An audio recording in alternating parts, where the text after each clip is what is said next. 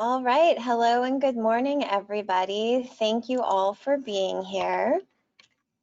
You'll notice that there are closed captionings on the bottom of the screen, and they're not always perfect, but we're doing that so that we can provide better accessibility for our audience.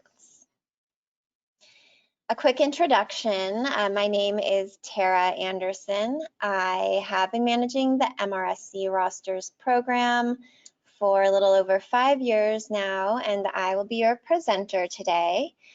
And a shout out to my colleague and program assistant, Paige O'Sullivan. She's running the tech side of this webinar for us today. She's making sure it runs smoothly, and she's also going to be sending me questions at the end of the presentation during our Q&A session. So thanks so much to Paige.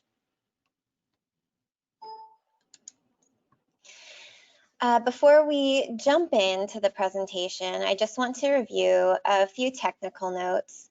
During the webinar, if you have any technical trouble, please call our front desk at 206-625-1300. If your audio isn't working, you can try listening by phone, and you'll see where you can call in on the slide here. Also, you can chat in for that information, and Paige will help you out. You'll notice when you first entered the webinar, a toolbar appeared on the side of your screen. To expand or collapse the toolbar, you can click on the orange arrow. And if you have questions, you can expand the question section, type your question, and send it in. You can send those questions in at any time, but again, we'll be taking time to answer most of those questions at the end of the webinar. And then I will be sending out a recording to the webinar within a week of this presentation. So just be on the lookout for that. You can share it with others in your office if you think they would benefit from this overview. So what are we going to talk about today? I will give a quick refresher about MRSC Rosters and what it is. We'll talk about the application. So we'll touch on the renewal process and how to edit the application. And I'll also highlight some sections from the application that are particularly important. I'll also talk about how public agency members search for businesses when using rosters. And I do want to talk about some recent search data and also some results from our coronavirus pulse survey that we sent out a little while ago.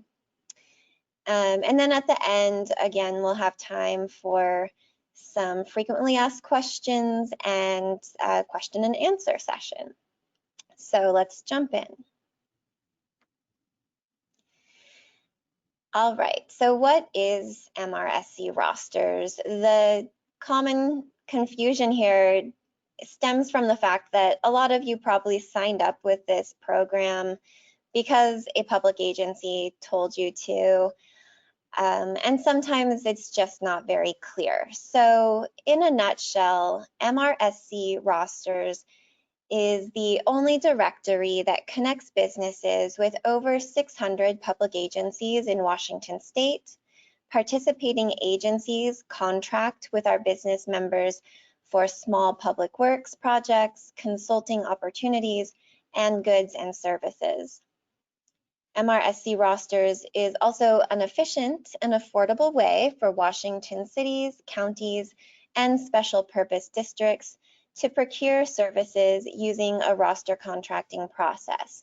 So for a small fee, public agencies will save staff time and some other resources by having us provide maintenance of their rosters. And this is something they use when they're using the roster contracting process specifically. So I want to quickly talk about what the roster contracting process is. There are generally two approaches to public works contracting: a full bid process or a roster process. Most Washington local governments have the option to use a roster process instead of a full process for public works projects under $350,000 and for small to medium-sized consultant projects. So in a full bid process, an agency will post an advertisement for a specific project, and then they'll select from business responses. But if the agency is using a roster process, they will not post an advertisement.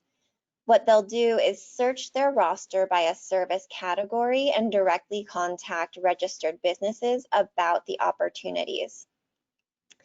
So you can see why it is important to be signed up on an agency's roster, because if you're not signed up on the roster, you won't be notified or considered eligible for projects that you might want to bid on. So really, it's important to be signed up and to also make sure that your account with us is active in order to make sure you're not missing out. So what agencies are using this service to connect with businesses like yours? Well, a lot of agencies. Over 600 agencies across the state are using this service, and on average, about 40 new agencies join every year. Agencies range from small agencies to large agencies. So we have cities like Spokane, Renton, and Everett using this service, counties such as Pierce County, Yakima County, and Skagit County. And then there are hundreds of special purpose districts who are using this service as well. Sound Transit uses this service, as well as Bellingham School District. So you can see that the types of agencies range, and the size also ranges, which means there's a diversity of needs. So it's great to be on the roster. All kinds of services and goods are searched for based on the agency's needs that vary from season to season, and also based on the type of agency they are. And I would encourage you to visit the website and check out the full list if you're curious as to what agencies in your county are using this service. So with that, I'm going to shift into talking about the business application. So again, we'll talk about getting signed up briefly if you're not already, but we'll also talk about renewal and editing that application. So for those of you out there who are not yet signed up, it's pretty simple to get listed. You just want to visit the website. You'll click on the business tab at the top of the page, and then you'll create an account for free. You'll be able to fill out an application, and then you'll submit that completed application for review.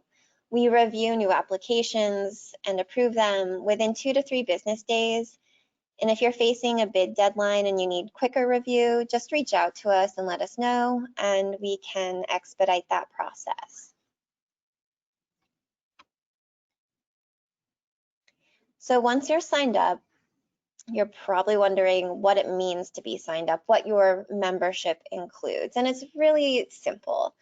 Specifically, as a business member, you have the opportunity to register on local government, small public works, consultant, and vendor rosters. With one online application, you can register with up to 9 public agencies for free using the basic application. There is a small $10 administrative fee if you decide to be listed with 10 or more individual agencies as a basic member. But if that fee is somehow a barrier for your business, just let us know, because ultimately we don't want to prevent anyone from being listed. Enhanced members have the option of being listed with all participating agencies with one click. They have a more expedited experience when selecting their agencies and when renewing. And also when new agencies join the service, those new agencies are automatically added to enhanced business member applications. That being said, when new agencies join, we do send out emails to all of you, so you're all able to edit your application at any time and add new agency selections. Once you're registered, you are eligible for job notifications from participating public agencies. And again, these job and project opportunities are not generally advertised. So if you're not signed up, you will likely miss out. So don't let that happen to you. Now, once you are a member, there is an annual renewal requirement. We email you 30, 20, and 10 days before your renewal deadline. So that does mean you don't necessarily have to mark your calendar. We will let you know that it's time to renew. Some of you out there are probably already familiar with this process. Again, it's pretty simple. You'll get an email similar to the one that you see on the screen reminding you it's time to renew. Just visit the website, log in, and click to renew, and you'll walk through that renewal process. And once you submit your renewal application, you'll be good to go for another year. You don't have to re-enter information. Everything is saved, so you're not re-signing up. You're just updating any old information. It might feel tedious, but it's really important to make sure your information is up to date.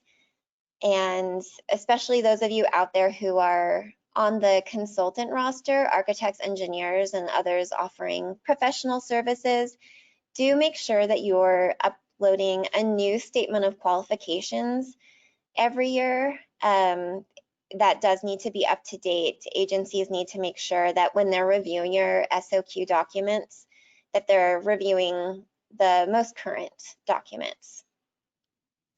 So that being said, you can actually edit your application at any time, which is great, and I will tell you how to do that. So it's really simple. Again, log into your account. Once you log in, you'll click that green edit icon that I am sort of highlighting here on the slide, and you'll be taken to the editable version of the application. And I have a little video clip. This will show you what that process looks like.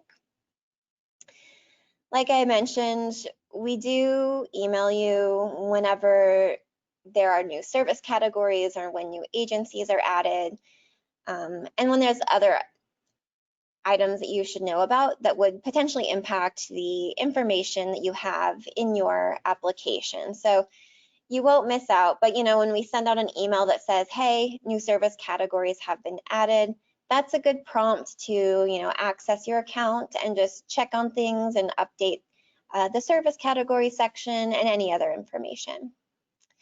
So with that being said, we'll move into the next slide where I'll highlight some application sections. And this is the first section of your application. Many of you are probably familiar with this, but I just want to touch on it because there is sometimes confusion around the roster types. So there are 3 roster types you can select to be listed on, and you can select 1, 2, or 3, any combination of small works, consultant, or vendor. So as a reminder, small works is related to construction, remodeling, repair type work. The consultant roster is focused on architecture and engineering type services, as well as other professional services like legal and environmental consultation. And then we have the vendor roster, which is where you'll see goods and supplies represented, as well as purchase services like mechanic work and some types of janitorial work. So it's really important to choose accurately here. This is what determines what services you choose later on in the application. It also determines, of course, what business list you're showing up on when an agency runs a search. So choose accurately. And if you have questions about this, you can reach out to us and we'll work with you. Again, you can change this at any time. So, if you are a vendor type business, but you start offering some types of small work services and your business model changes a little, or you start offering consultant type services, you can just go into your application and edit this section, select the new roster type, and then add service categories. So another section I want to touch on is the certification section. This is where you can identify as women-owned, minority-owned, veteran-owned, etc. And this is really important. If this applies to your business, don't skip over this section. And if you've received certification after you've signed up with us, please return to your application and input the information. It's really becoming more and more important as agencies are, increasing their equity and diversity initiatives around contracting. This is something that they're really paying close attention to. So it's really important that you also are paying close attention to this. If you're waiting for a certification number, please enter self-certified in the field in the meantime. This will signal to the agency that you are in the process of getting registered. You just haven't gotten the official certification number yet. If you want to find out more about this process of getting certified, I would suggest visiting omwbe.org and sba.gov. These are two websites where you can walk through the processes of getting certified and find out more information about whether or not you qualify. So another section of the application that a lot of questions come in about is the statement of qualification section. This is where you upload your SOQ document. And again, this is required for consultants. Those are the businesses out there who are on the consultant roster and are providing architecture and engineering type services, as well as other types of consulting services like policy or IT or HR. So this is really traditionally a document that architects and engineers would be familiar with, but other consultant type businesses mentioned, just think of it as standing in for marketing materials. It really should highlight your business's special skills and qualifications and experiences. And this is a document that agencies will review before soliciting you. This is how they often will determine who to solicit on their consultant roster. So again, this document is pretty crucial. When they're making a decision on who to work with, they're looking at who is best qualified. So this document really should demonstrate your qualifications. This on the screen just goes over a brief outline of what an SOQ document might include. My suggestion is that you keep this document to under 20 pages in length, and you also sort of format it so it's easy for agencies to skim and grab sort of blurbs and key takeaways, keywords, and phrases at a glance if they're just going through it quickly. We have some sample documents that are just good examples of SOQ documents. So if you reach out to us, we can provide you with an example. Just we'll be showing the contact information again later in the presentation, but I'm sure you all have the email. You can just reply to your webinar email if you're looking for that resource. So another section that I'll touch on and that I talked a little bit about earlier is the service category selection section. While this might seem very obvious and redundant, it's important for me to talk to you all about this, especially because we do get feedback from our public agency members that they find businesses select their service categories inaccurately, and this causes frustration. The agencies get upset with us, but they also, then associate your business name with providing inaccurate information, which is bad for your relationships. So let's just all get on the same page and just reiterate the fact that it's really important to choose accurately. Do not choose categories that do not align with what you provide. If you're looking at this section and you see that you really don't fit any category that's listed, you can send us a suggestion. There's a link on this page where you can, click to suggest a category. I will say we review these suggestions periodically and update our service categories periodically. It's been a while since we've done that. Frankly, I've just kind of fallen behind with that review process. It's not happening. It's just been slow. So I want to apologize. I know some of you out there probably have sent in suggestions and you're waiting for those to pop up. I haven't forgotten about you. I'm working on it.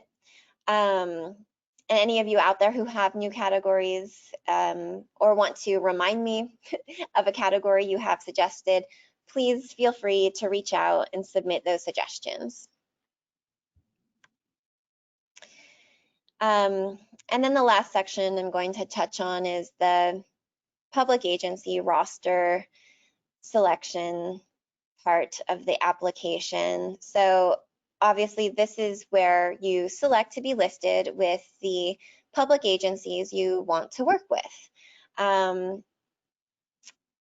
Again, it's really important that you're only selecting agencies that you actually can serve. If you are, offering your services within a 150-mile radius of your location, please don't select agencies that fall outside of that. Again, we get feedback from agencies who, they'll run a search and they'll find that, their agency is in the city of Spokane, but they're seeing businesses in Seattle who say that they provide, paving work in Spokane, but when you calculate the cost of travel and whatnot, that would be a pretty big cost compared to a more localized business who was closer, at least in Eastern Washington. So just be mindful when you're making these selections, even if it's easier for you to just click and say, I provide services to everyone. Try to resist that urge if that is not accurate. Again, those of you who are basic members, you can select up to 9 agencies for free. Any combination, you can change your selection at any time.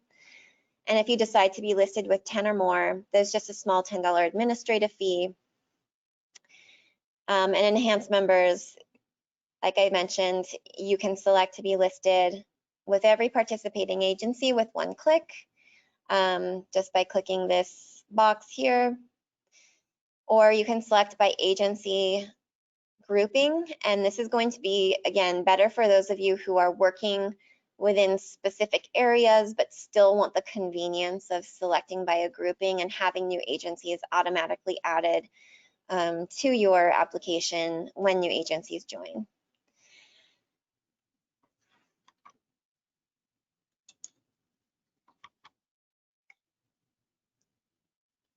So it's possible you're wondering, if your account is actually active with MRSC Rosters at this point. There is an easy way to find that out. Of course, you can just visit the website and log in, and your status will show in the upper right corner. And if it's active, it will show as active. And if you are not active, then you will end up at a renewal screen that will prompt you to renew. So that's one way. Another easy way to see if you're listed is to look at our registered business list, and I'll play this short video that will show you how to navigate there. Scroll down on that business page, click on the registered businesses link, and then you can search for your own business and other registered businesses. And if you're listed, that demonstrates that you're active. So That's a handy little tool, and if you're confused or can't find yourself and you want to reach out to us, there's that contact us form. You can submit that, or again, just send an email, whatever works better for you. Moving on, I'm going to now start talking a little bit more about how our agency members use this service to find your businesses. If you have questions that are specific to the business application, you can submit those now. Again, I'll be answering those at the end of the presentation, but if it's on the top of your mind and you just don't want to forget it, feel free to send that in. So once your account is active with MRSC Rosters, that means you are listed with your selected agencies and you are eligible to receive project opportunities. Just keep in mind that we don't post project opportunities like some of the other websites that you might be used to. You don't have to visit our website and look for opportunities that agencies are posting. How it works is that the agencies will come to our website, they're going to log into their account, and they'll search for businesses when they have a need for a project coming up. So they're going to log in, they'll see the screen like what you see on the slide here. They're going to select a roster type, either small works, consultant, or vendor. And then they're going to filter by a service category. And these are the same categories that you selected by when you signed up. So once they run this search, they'll be given a list of businesses they can contact. These are eligible businesses who have ended up on their list. And so you might be wondering, what would allow your business to appear on a list? What are the conditions for that? So your business will appear on an agency's roster when you have selected to be listed on that agency's roster. The agency has searched a roster type that you are listed on, and the agency has searched for a service or services that you selected.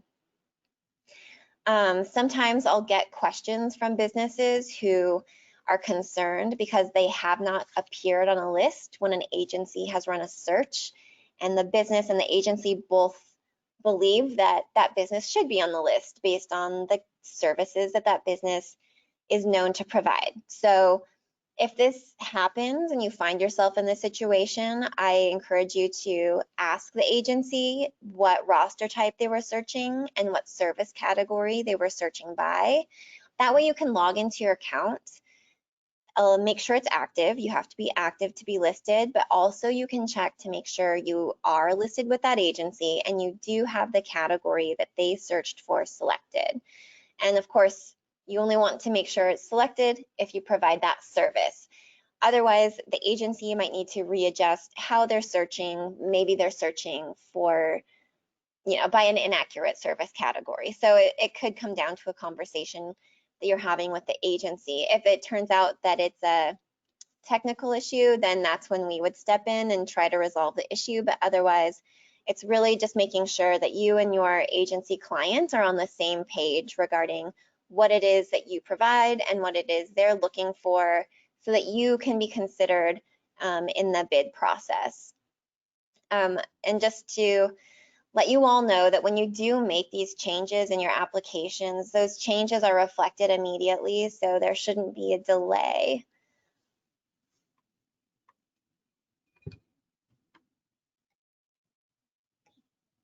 So once you do appear on a generated list, agencies contact you directly with their RFPs and RFQs and bid documents, and generally they're going to reach out by email. So this is why it's really, really important to check in on your contact information. Maybe even after this webinar, you just will want to log in to your application and make sure that your email addresses are up to date. Make sure your inbox accepts bulk mail from local government email addresses.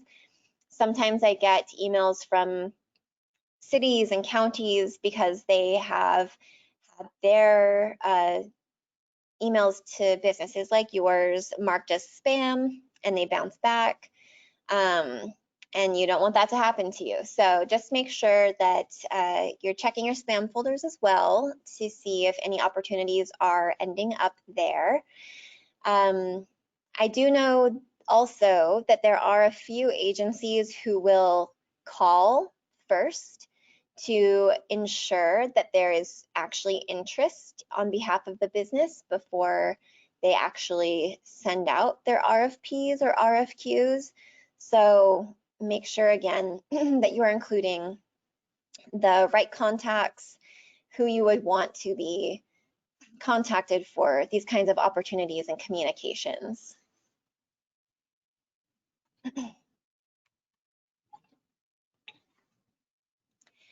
So now I'm going to transition into talking about some of our recent search data. Some of you probably have noticed that every month we send out a newsletter. And in this newsletter, we share some things that are just, links to event calendars and local stories about contracting projects. But the most important part of the newsletter really is the search data that we share.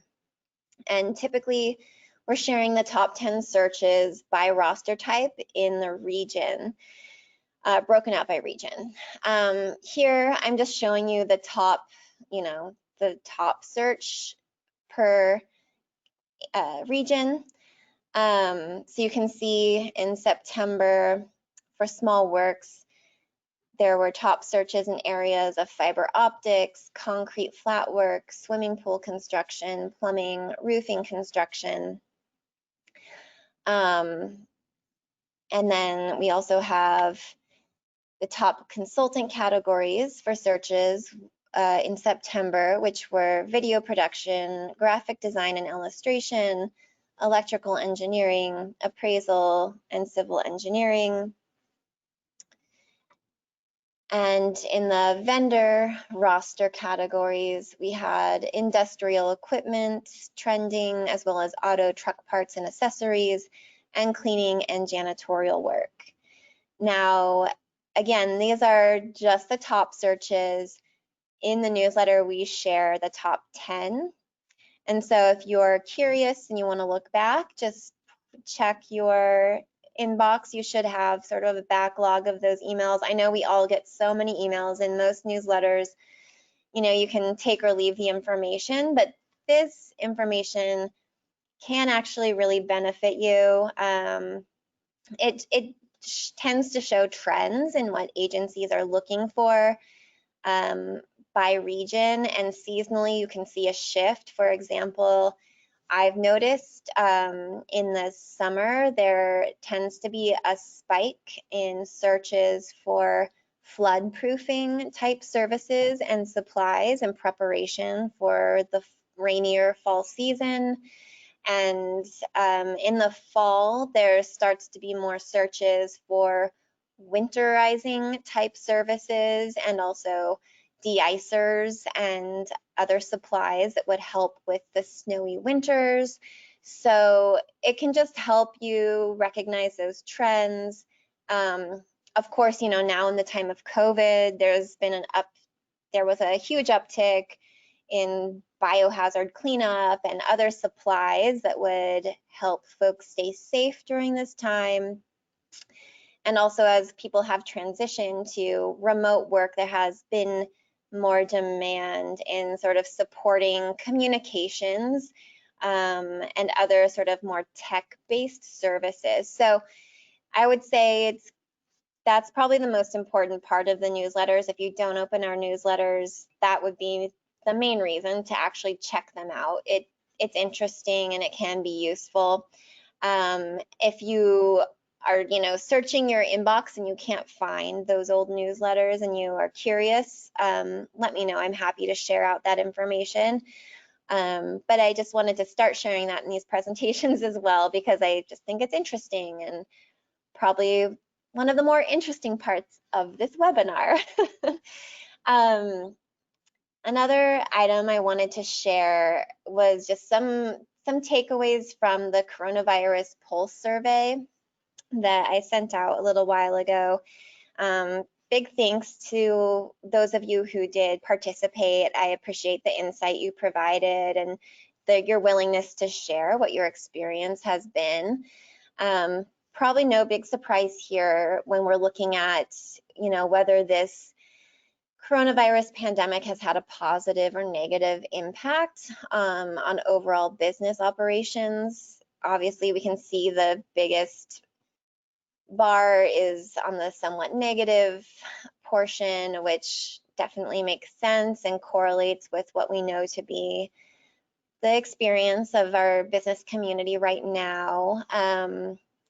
Hopefully that trend starts to shift, but recovery is slow, I think. And when we're looking in more detail about the challenges that our businesses are facing, we can see here that, there is reduction in corporate spend, there's a decrease in productivity, issues with employee morale, there's a lot of difficulty in staying in touch with your employees, but also with your clients.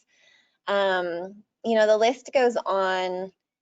And so it's really hard right now to know what the best approach is for staying, for pivoting and staying relevant. And I think that a lot of us are looking to our online presence and what we can do to at least communicate and stay in touch during this time so that we're not forgotten. I think that maintaining good relationships and brand recognition is great. And I think a lot of you also mentioned in that survey that you were looking for more opportunities for networking virtually. And, I feel the same way with Rosters. Most people know about us by word of mouth, and we used to go to events and shake hands and talk about the service. We don't get to do that anymore. So virtual events really are the next best thing right now. There's this great event coming up with Sound Transit. I would encourage those of you who are in the contracting realm to check this out, or even those of you who want to work with contractors, because there will be breakout sessions and opportunities to connect with attendees for networking opportunities. It's a free event. So definitely check that out. Paige will share the link in the chat box with you all. And then I'll be sending out email reminders about this event, so you'll hear about it, so you won't miss it if you can't jot this down now or visit the website right now. But I just want to share that, we're small, we're a very small operation here at MRSC Rosters. It's me and it's Paige, and we work really hard to make sure we're meeting, your customer service needs and making sure the program runs smoothly, but we're always looking for ways that we can help within our capacity. And if any of you out there are interested in sort of collaborating on coordinating some kind of virtual networking event, I think that would be really cool, and I'd love to work with you. So again, feel free to reach out with me if you want to collaborate on that. I mean, obviously I have a lot of business contacts through this program, but also agency contacts. So just, if you have an idea, reach out, and that might be a good way we can all support each other in this time. So we're getting close to the end, which I'm sure is a relief. But before we wrap up, I just want to touch on a couple common questions. This first one, I guess I've kind of reiterated this a couple times in the presentation, but it is important to be listed here because these opportunities that come through Rosters are not advertised. So it's just really important that you're here so that you're not missing out. Again, like I touched on earlier, folks ask us, where do we find the jobs posted on your site? Well, we don't post jobs on the site, so there's no need to visit the website to search for jobs. The opportunities come to you as applicable. And then we do get this question from time to time, which is, we have businesses out there who will say, you know, I've signed up with you, but I've never been contacted by any agencies. You know, why is that? Because that is frustrating. You know, there are a few reasons this could be the case. If your account is inactive due to non-renewal or you never completed it, these are reasons why you might not be showing up. So log into your account and check on your status. Contact information is another big issue. If it's out of date or if you're, you know, have old information in there, someone retired and they were in charge of the account but never updated the info, that might be a reason. Again, look at your spam filter, your firewall. Is that preventing bulk emails from reaching you from public agencies? If so, get someone to help you with that or fix it yourself. That can be a great way to just make sure, you know, better enable that communications coming from agencies. They will be flagged as bulk mail sometimes because they're contacting a lot of businesses. And then, you know, of course, agency needs change from season to season. Obviously, right now, we know that there are a lot of changes going on in the public sector and private sector because of the pandemic. So this is really going to determine what kinds of services agencies are looking for and whether or not, you know, your business is providing something that an agency is looking for. So with that being said, just a quick recap. As a reminder, you can edit your application at any time. Contacts for opportunities come to you directly by email generally. There are 608 public agencies listed and using this service, and you can get listed with any combination of those. Just make sure you're choosing agencies you actually serve in your area, and you want to renew annually. We'll remind you when it's time to renew, but it's just important to keep that information fresh and up to date. So with that, just a reminder to submit questions. You want to expand the box at the side of your screen and expand the question section, type your question and send it in. It looks like we don't have any questions flowing in quite yet, which is okay. Maybe I've just been so thorough that you don't have any questions. Just as we wait for more questions, giving folks a little more time, a reminder to all of those contractors out there, there is an L&I training requirement that was enacted in July of 2019. Some of you out there might still need this training, so I would encourage you to visit your L&I account and check on your training status. This training is free. It's available online. From what I understand, it goes by pretty quickly. And once you've completed this training, let us know so that we can update the status in your application. Agencies can see this information. They want to see that you've completed this training. So please, please, please make sure that you've checked this off your list. All right, so questions. It does look like there are some questions flowing in now. The first question I see is, how many agencies can you sign up for with the $10 fee? Great question, and you can sign up with all 608 participating agencies. So what will happen is if you have 9 agencies selected, that's free. Once you check a box for your 10th agency, a pop-up box will say, hey, great, just so you know, there's a $10 admin fee that will be applied. And then you can close that box, keep selecting as many as you want, up to 608, and then save that change. And you should be redirected to a payment screen to pay the $10 fee. Another question is, I do not see any categories for DEI training, and that's diversity, equity, and inclusion training. Do you plan to include that service category? And that is a great suggestion, and I will jot it down right now, and I will make sure that that is added to our list. And I think that's super important. It's a good point. Obviously, we know that not only the private sector, but the public sector is really focusing on issues of equity and inclusion and diversity. And there is a huge need for great trainers in that area.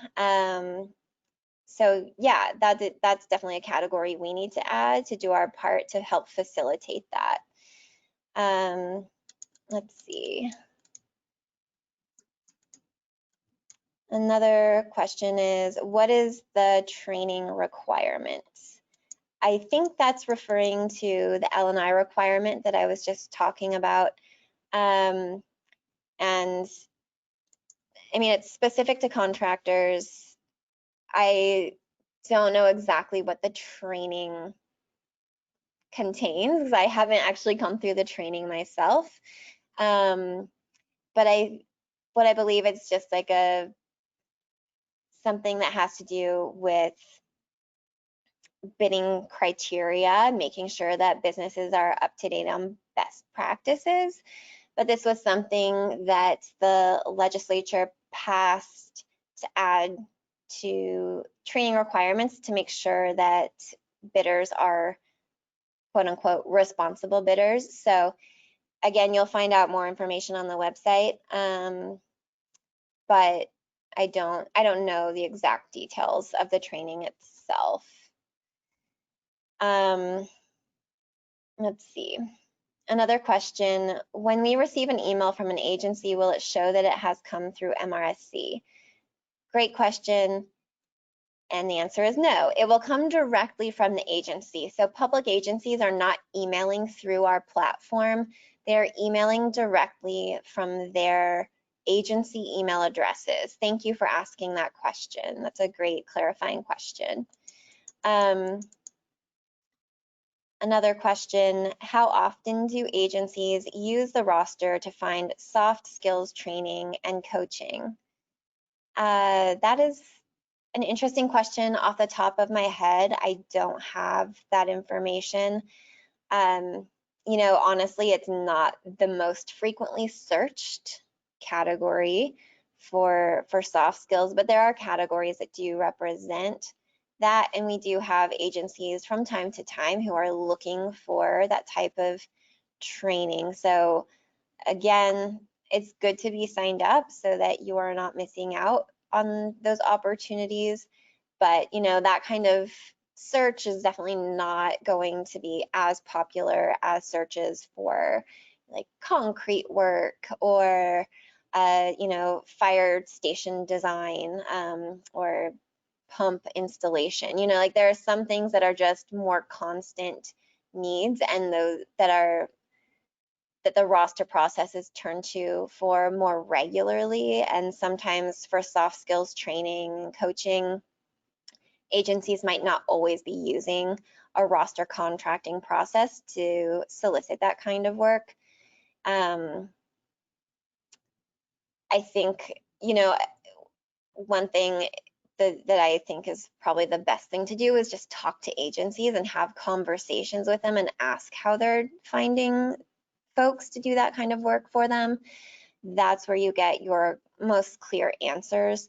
That's again why it's great to go to networking type events, because you can talk to the folks who are making the decisions at agencies and really understand what processes they're using for what types of services. Another question I see, does it make sense to sign up in order to get a feel for projects that may be available even if you are not quite ready to bid? Yeah, I mean, I think that wouldn't hurt.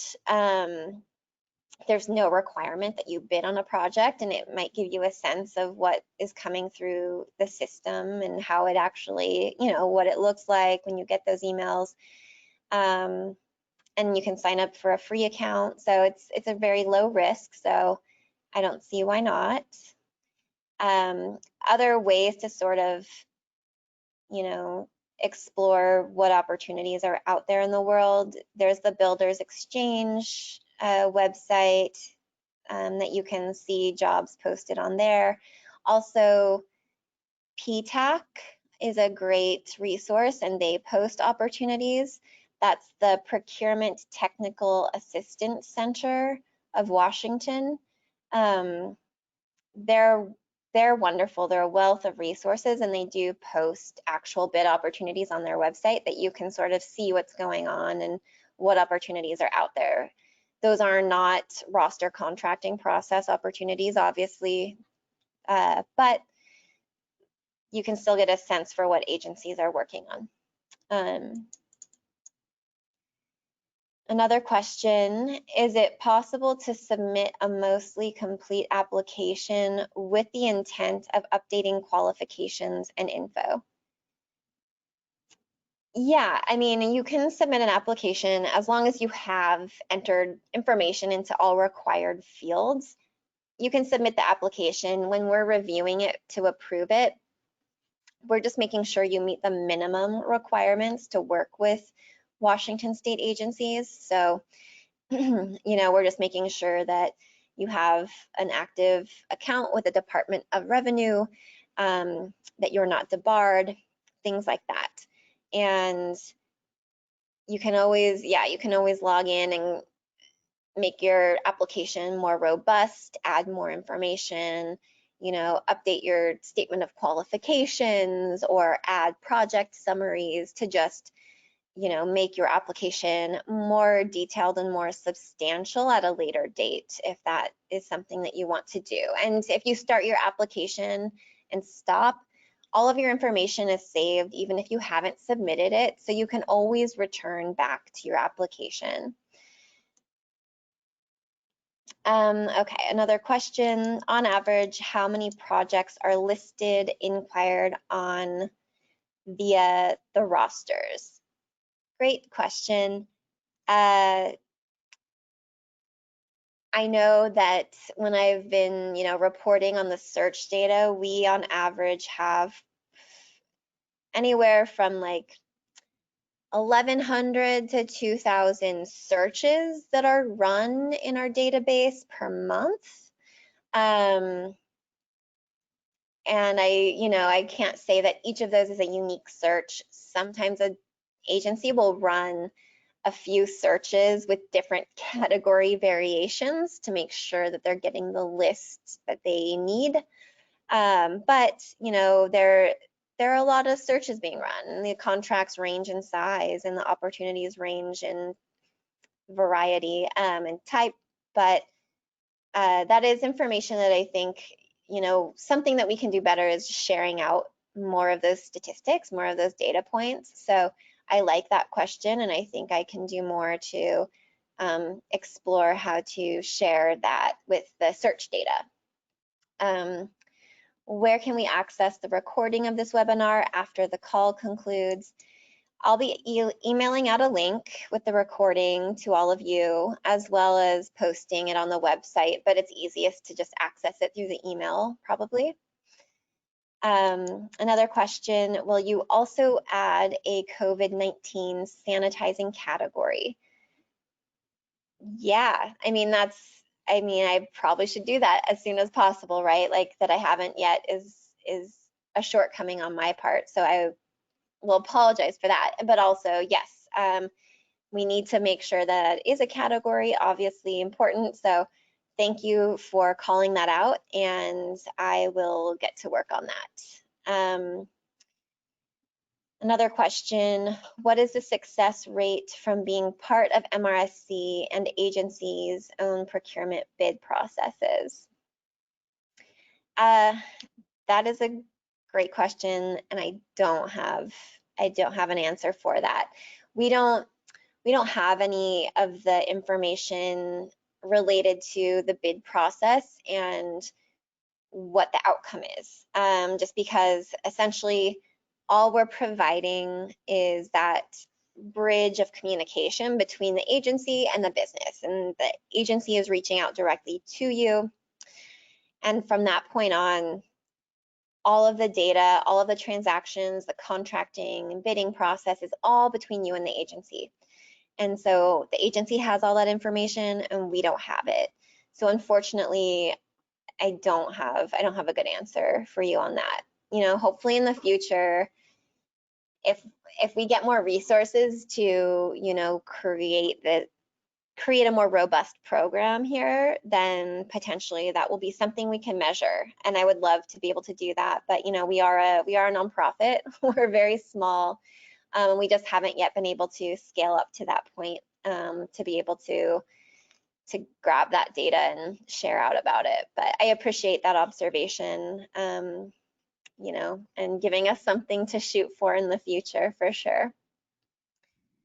It looks like that is the last question. So I just, want to thank you all for being here today. I know that times are crazy and we all are filled with, you know, some anxiety about the future and some uncertainty and just kind of doing our best to,